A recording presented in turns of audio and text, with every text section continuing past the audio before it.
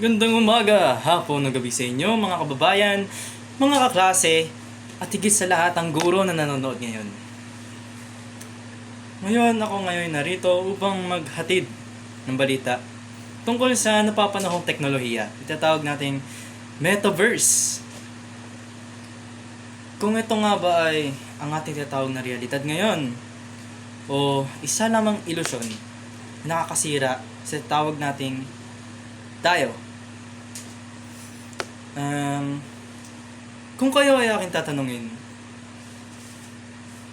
gaano kayo kadalas tumingin sa salamin? Pagtingin nyo ba sa salamin, mapapatanong kayo? O sasabihin nyo sa sarili nyo na ang gwapo ko, napakaganda ko, or mahal ko kung sino ako, kung anong katawan ko ngayon?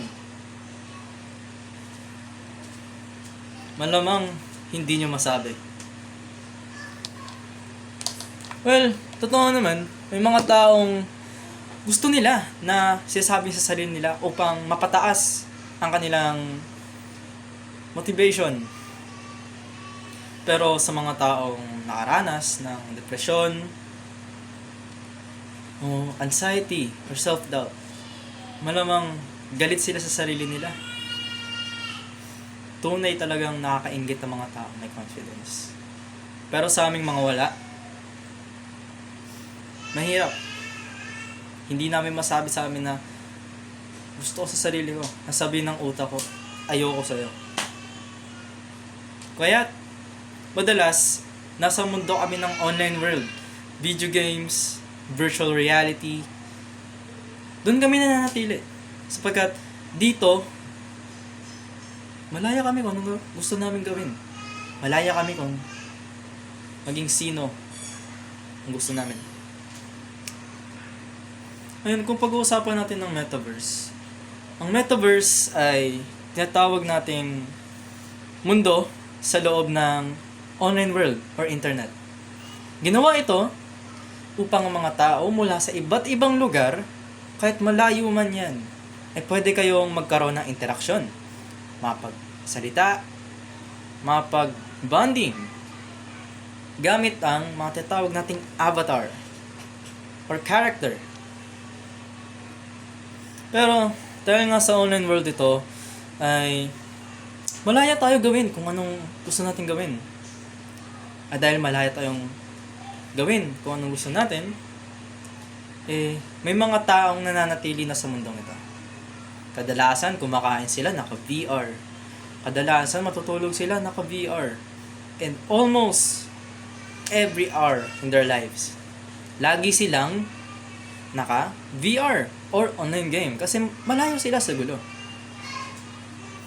Malayo sila sa mundong ito. Sa lagim ng mundong ito.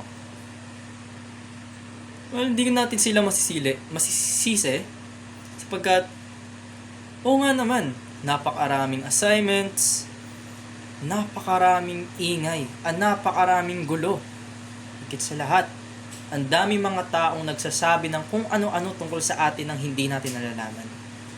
Kaya parang mas mainam na na manatili sa loob ng Metaverse. Pero, yun lang ba yung paraan? Nakakalimutan natin ang pinakamahalagang parte ng ating buhay.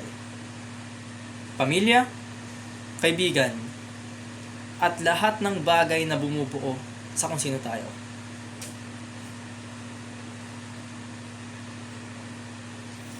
Dahil doon, paano mo makikita ang positibo kung sa negatibo ka lang nakatuon ng pansin? Paano mo makikita ang liwanag ng araw kung sa dilim ka lang nakatingin? Kung ako ang tatanungin mo,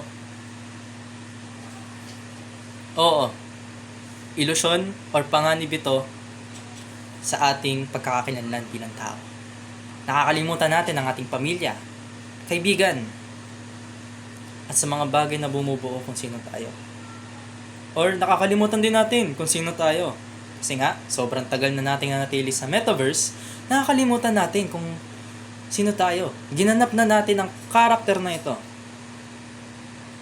kung sino man ang karakter na to, ano man storya na to, ginanap na natin.